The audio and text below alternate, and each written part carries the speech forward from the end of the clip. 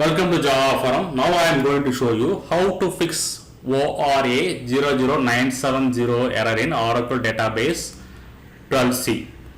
So I have logged in as a C #s common user, which I already created in SQL Plus editor. Make sure that you have enough permission to execute the SQL queries. Okay.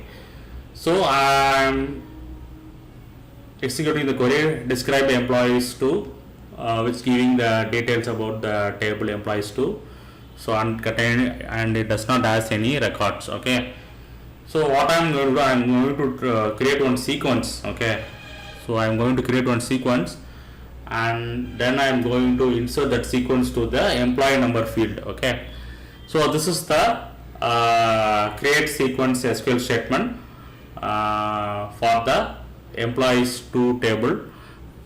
Okay,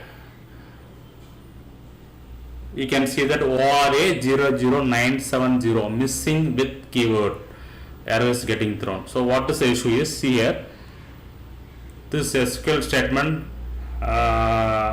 misses with the command. So that is, there is spelling mistake. So I am correcting.